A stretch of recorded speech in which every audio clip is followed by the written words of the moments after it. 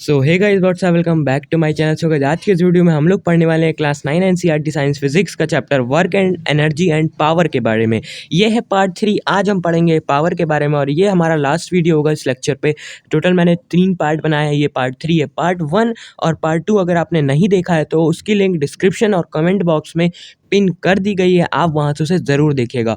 और अगर वीडियो पसंद आए तो लाइक करिएगा, चैनल पर नए हो तो सब्सक्राइब करिएगा और अपने फ्रेंड्स के साथ शेयर ज़रूर करिएगा। तो चलिए वीडियो को शुरू करते हैं, लेकिन मैं थोड़ा आपको रिवाइज़ करा देता हूँ कि एनर्जी क्या थी। तो हमने पिछले लेक्चर में पढ़ा था वो एनर्जी के बारे में, उससे पहले वर्क के बारे में। वर्क आपको बिल्कुल क्लियर हो गया होगा। एनर्जी का रिवीजन ये था कि energy is the ability to do work, मतलब कि अगर आपको जितना वर्क करना है उतनी ही एनर्जी आपको चाहिए होगी, ये हमने पढ़ा था। हमने ये भी पढ़ा था कि work done is directly proportional to energy, मतलब कि work is equal to energy. और एनर्जी एक स्केलर क्वांटिटी थी और इसकी जो एसआई यूनिट थी वो थी जूल। तो अब चलते हैं, थोड़ा अपना कॉन्सेप्ट हमने रिवाइज कर लिया है, तो हम लोग थोड़ा अब जाएंगे पावर में। लेकिन उससे पहले मैं आपको कुछ बताना चाहूँगा कि मैंने आपको पिछले लेक्चर में एक चीज़ नहीं बताई थी, जो थी law of conservation of energy. हमने ये तो एनर्जी के बारे में सब कुछ पढ़ लिया था, टाइप्स ऑफ एनर्जी, लेकिन अब हम लोग पढ़ेंगे पहले law of conservation of energy.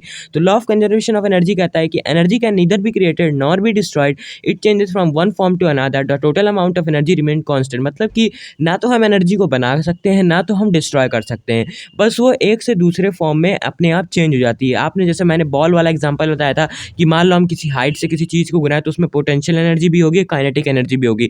Potential energy अगर कोई ग्राउंड में हाइट पे रखी हो, काइनेटिक एनर्जी मोशन में होती है। सो गाइज ये था हमारा पिछला लेक्चर जो हमने पढ़ा था। अब हम लोग शुरू करते हैं अपने मेन टॉपिक के बारे में, जो है पावर। सो गाइस पावर की डेफिनेशन है, it is defined as the rate of doing work. और पावर का फॉर्मूला होता है work done upon time taken. मतलब कि आपने एक्सीलरेशन पढ़ा था, जैसे acceleration is defined as the rate of change of velocity, वैसे ही पावर को हम बोल सकते हैं power is defined as the work done by time taken. मतलब कि कितना वर्क किया गया है कितने समय में, उसी को हम लोग पावर बोलते हैं। गाइज सिर्फ एक ही फॉर्मूला पावर का नहीं है, पावर को एक और चीज़ से हम लोग डिफाइन करते हैं, वो मैं अब आपको बताने वाला हूँ। तो बिल्कुल ध्यान से इसको समझिएगा, क्योंकि ऐसे क्वेश्चंस में बहुत से स्टूडेंट फंस जाते हैं। तो देखिए क्या लिखा है यहाँ पे, पावर को हमने लिखा कि work done upon time taken, लेकिन आपको याद होगा मैंने आपको बताया था कि वर्क डन एनर्जी के भी इक्वल होता है। जी हाँ गाइज, एनर्जी के भी इक्वल होता है। अगर वर्क डन एनर्जी के इक्वल होता है तो हम लोग ये भी लिख सकते हैं work done upon time taken की जगह कि power is equals to the energy consumed upon time taken. अब मैं दिखाता हूँ कि उसका मतलब क्या है। सो गाइज पावर की जो दूसरी डेफिनेशन है वो ये है कि it is also defined as the energy consumed per unit time. मतलब कि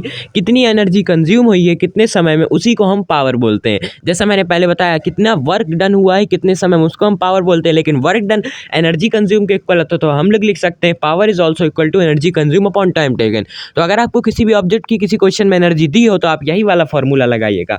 और पावर एक स्केलर क्वांटिटी होती है, ये भी ध्यान रखिएगा। तो अब हम लोग समझते हैं यूनिट ऑफ पावर और पावर के कुछ और concepts. So guys SI unit जो पावर की होती है वो होती है वॉट, और हम इसे डब्ल्यू से डिनोट करते हैं।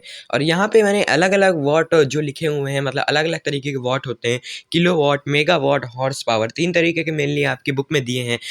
1 किलो वॉट में 1000 वॉट, 1 मेगा वॉट में 10 to the power 5 watt, 1 horsepower में 764 वॉट। हॉर्स पावर जो है वो रिलेट कर सकते हैं कार के इंजन से। सो गाइज जैसा कि यहाँ पे लिखा हुआ है 1 what of power is work done at the rate of 1 joule पर सेकंड। मतलब कि यहाँ 1 वॉट ऑफ पावर को डिफाइन किया गया है कि 1 what power is work done, मतलब कितना वर्क किया जाता है एट द रेट ऑफ, मतलब टाइम टेकन 1 जूल पर सेकंड। 1 जूल पर सेकंड में कितना वर्क किया जाता है उसी को बोलते हैं हम लोग 1 वॉट ऑफ पावर। वर्क की जगह आप एनर्जी कंज्यूम भी यूज कर सकते हो। सो गाइस ये चैप्टर हमारा यहाँ पे खत्म होता है। वीडियो पसंद आया तो लाइक करना, चैनल पर नए हो सब्सक्राइब करना और अपने फ्रेंड्स के साथ शेयर जरूर करना। मैं मिलूंगा आपसे अगले वीडियो में, तब तक के लिए थैंक्स फॉर वॉचिंग।